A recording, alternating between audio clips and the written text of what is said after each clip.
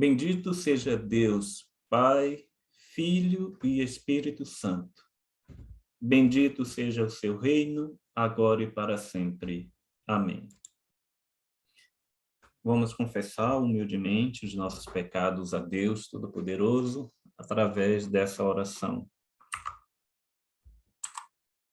Misericordioso Deus, confessamos que temos pecado contra ti, em pensamentos, palavras e ações.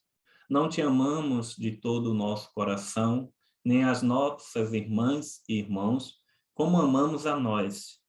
Imploramos a tua compaixão, esquece o que fomos, emenda o que somos e dirige o que seremos, de modo que nos alegremos em tua vontade e andemos em teus caminhos, por Jesus Cristo, nosso Senhor. Amém. Ó Senhor, suplicamos-te que escute compassivo as nossas orações e perdoe os nossos pecados e das pessoas que confessam a ti os seus pecados, para que aquelas que são acusadas por suas próprias consciências sejam absolvidas por teu perdão, mediante Jesus Cristo, nosso Senhor. Amém. Deus onipotente, cujo Filho, nosso Salvador Jesus Cristo, é a luz do mundo, concede que o teu povo iluminado e fortalecido pela tua palavra e sacramentos brilhe com o resplendor da glória de Cristo, para que ele seja conhecido, adorado e obedecido até os confins da terra. Mediante Jesus Cristo, nosso Senhor, que vive e reina contigo e com o Espírito Santo, um só Deus, agora e sempre. Amém.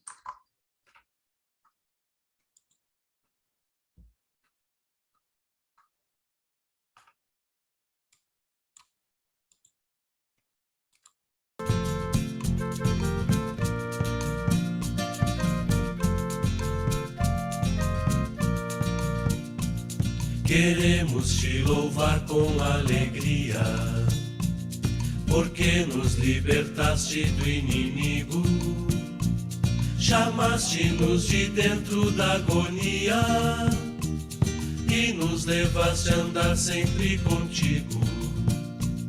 A tua ira é momentânea e passa, mas teu favor conosco permanece. O choro de uma noite de desgraça transmuda-se no dia que amanhece. As lágrimas das nossas desventuras somente as tuas mãos podem secar. Das dores e das tristes amarguras refazes nossas vidas sem cessar. Assim os nossos passos já cansados revive numa dança jubilosa, e todas as tristezas e os enfados numa perene festa gloriosa.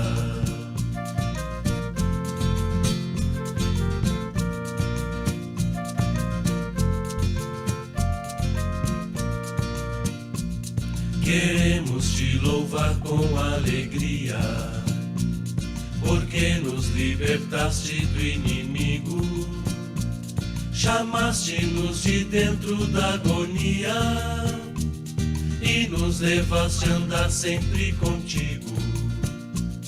A tua ira é momentânea e passa, mas teu favor conosco permanece. O choro de uma noite de desgraça transmuda-se no dia que amanhece. As lágrimas das nossas desventuras somente as tuas mãos podem secar. Das dores e das tristes amarguras refazes nossas vidas sem cessar. Assim os nossos passos já cansados revive numa dança jubilosa, e todas as tristezas e os enfados numa perene festa gloriosa.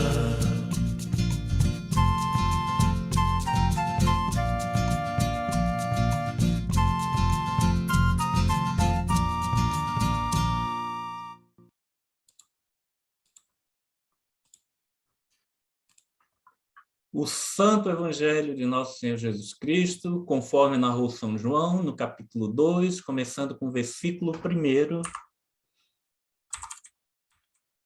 Glórias te sejam dadas ao Senhor. No terceiro dia, houve um casamento em Caná da Galileia. A mãe de Jesus estava ali. Jesus e seus discípulos haviam sido convidados para o casamento. Tendo acabado o vinho, a mãe de Jesus lhe disse: eles não têm mais vinho. Respondeu Jesus: que temos nós em comum, mulher? A minha hora ainda não chegou. Sua mãe disse aos serviçais: faça tudo o que ele lhe mandar. Ali perto havia 6 potes de pedra, do tipo usado pelos judeus para as purificações cerimoniais. Em cada pote cabia entre 80 a 120 litros. Disse Jesus aos serviçais: enche os potes com água e os encham até a borda. Então lhes disse: agora leve um pouco do vinho ao encarregado da festa. Eles assim o fizeram, e o encarregado da festa provou a água, que foi transformada em vinho, sem saber de onde este viera. Embora soubesse os serviçais que haviam tirado a água, então chamou o noivo e disse: todos servem primeiro o melhor vinho, e depois que os convidados já beberam bastante, o vinho inferior é servido. Mas você guardou o melhor até agora. Este sinal miraculoso em Caná da Galileia foi o primeiro que Jesus realizou. Revelou assim a sua glória aos seus discípulos, e seus discípulos creram nele. O Evangelho do nosso Senhor. Louvado sejas, ó Cristo. É interessante esse Evangelho, e principalmente alguns trechos. E hoje a gente vai dar um enfoque maior nessa ação de Maria. A ação de Maria, que é uma palavra que está lá no versículo 5, que diz: a mãe de Jesus disse aos que estavam servindo: faça tudo o que ele disser. É comum no quarto evangelho que haja momentos de impasse e mal-entendidos entre Jesus e os discípulos, entre Jesus e os interlocutores.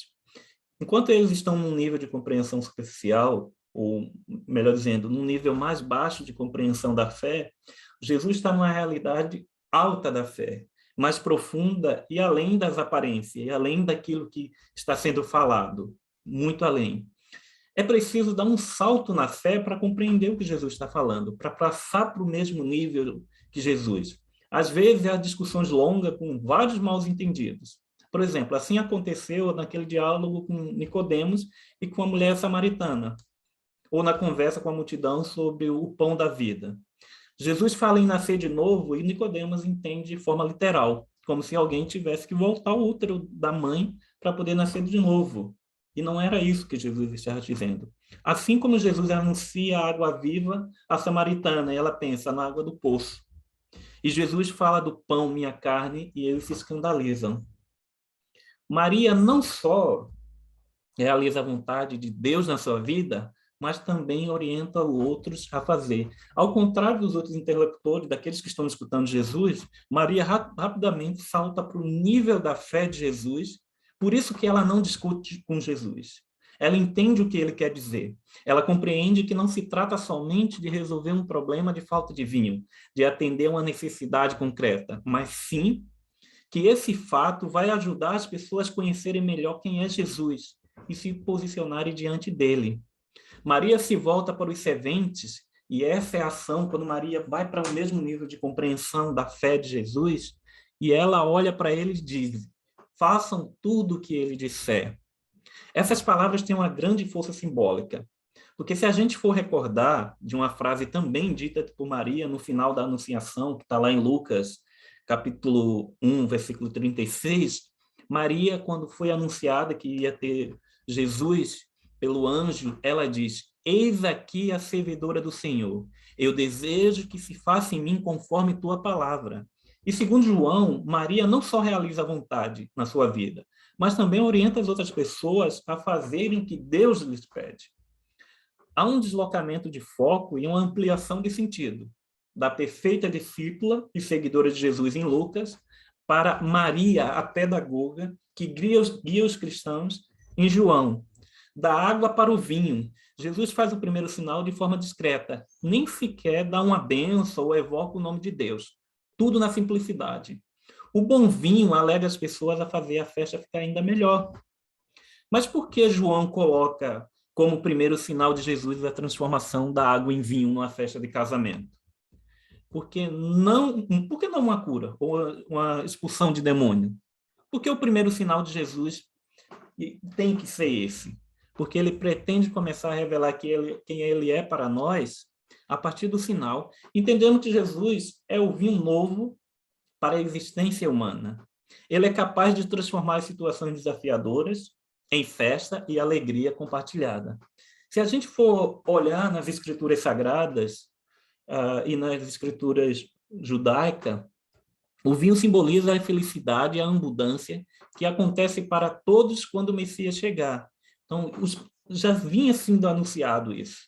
Então, esse milagre que Jesus realiza já é um anúncio feito no Primeiro Testamento, ou no Antigo Testamento, como as pessoas gostam de chamar.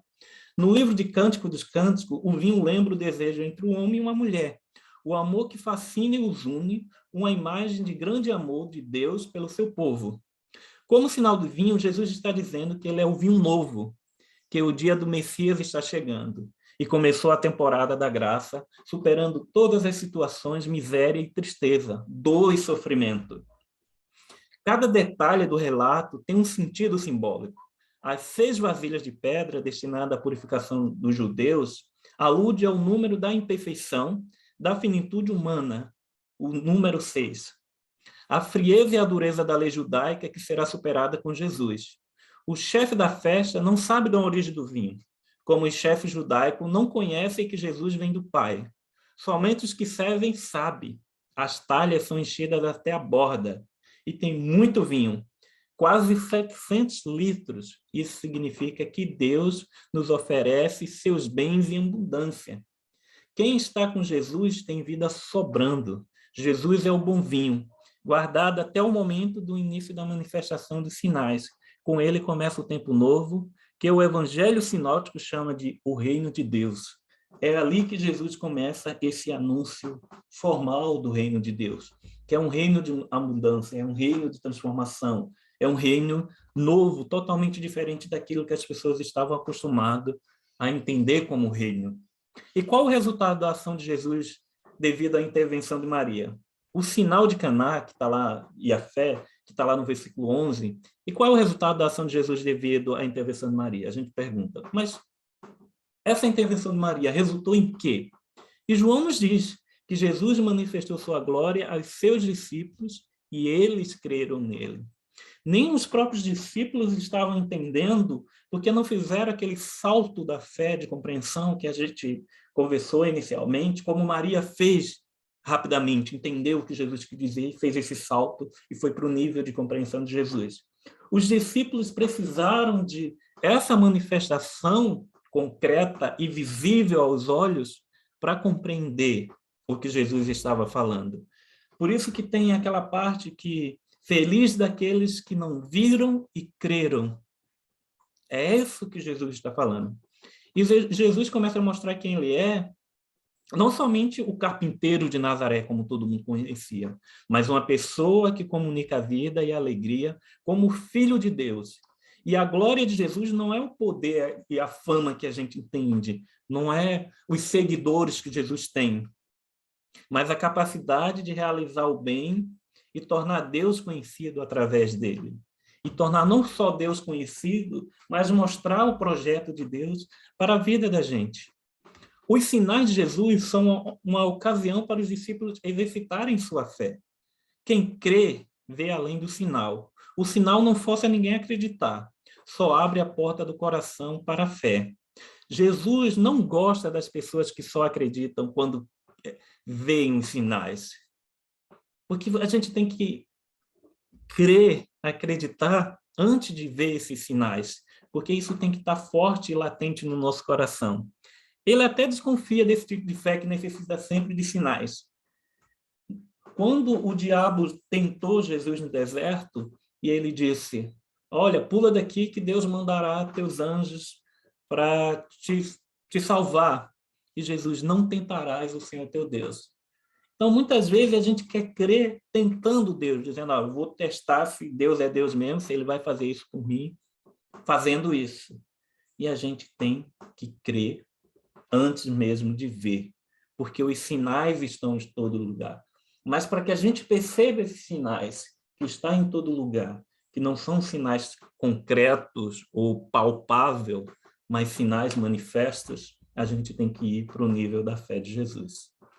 Que Deus nos abençoe e que o sinal que unifica nos faça abrir não só os nossos olhos, mas os nossos corações para a compreensão. Amém. Agora vamos reafirmar nossa fé através do credo, dizendo: creio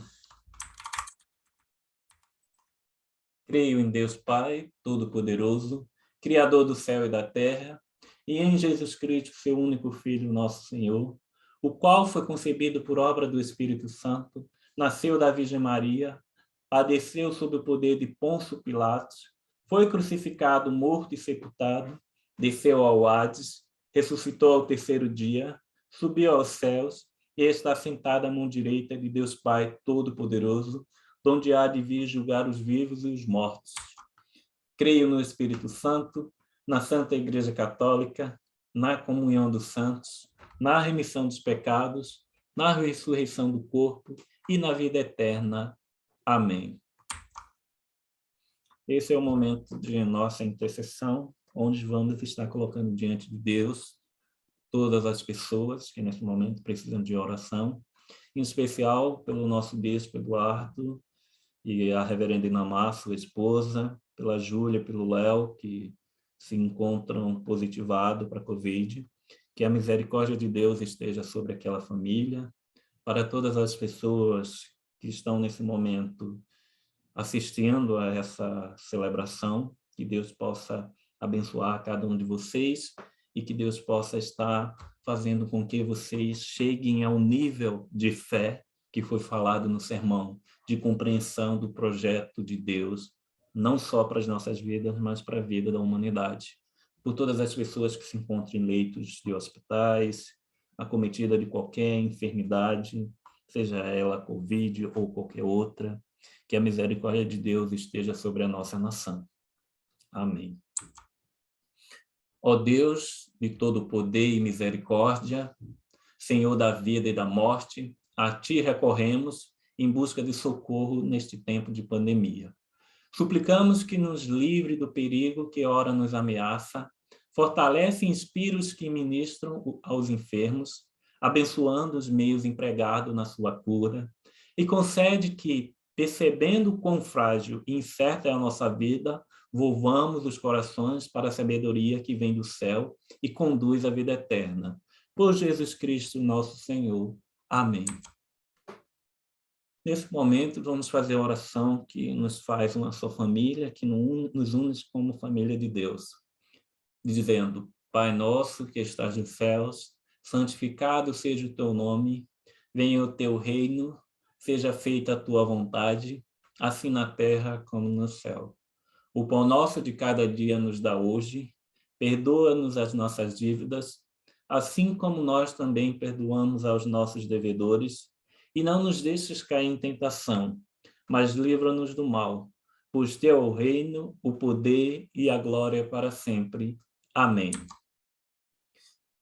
Misericordioso Deus, agradecemos por Jesus, nosso Salvador, que alimenta o seu povo e concede a vida eterna.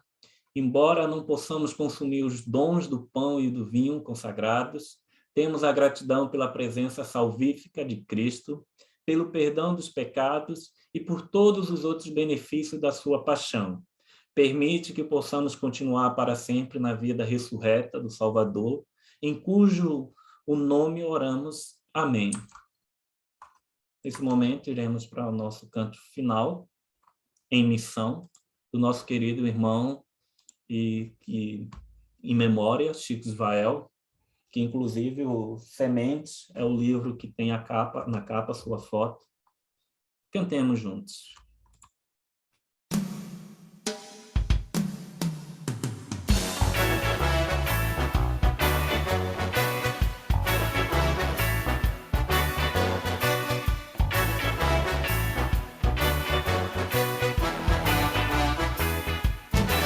Do sul ao norte estamos no caminho, celebrando a vida, partilhando o pão.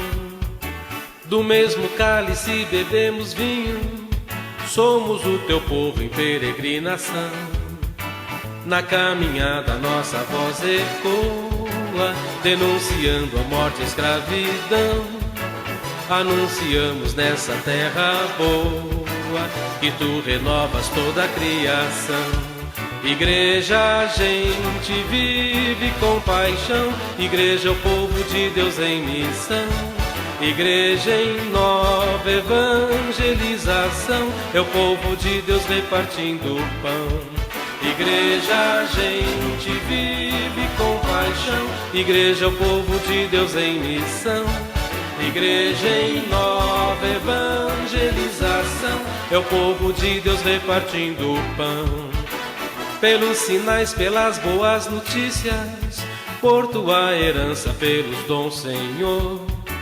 Pelos bons frutos e pelas primícias, graças te rendemos, Cristo Salvador. Há muito que fazer neste país, não basta acreditar na tradição. Jesus ensina a gente a ser feliz. Igreja, a gente vive em comunhão. Igreja, a gente vive com paixão. Igreja é o povo de Deus em missão. Igreja em nova evangelização, é o povo de Deus repartindo o pão. Igreja, a gente vive com paixão. Igreja é o povo de Deus em missão. Igreja em nova evangelização, é o povo de Deus repartindo o pão.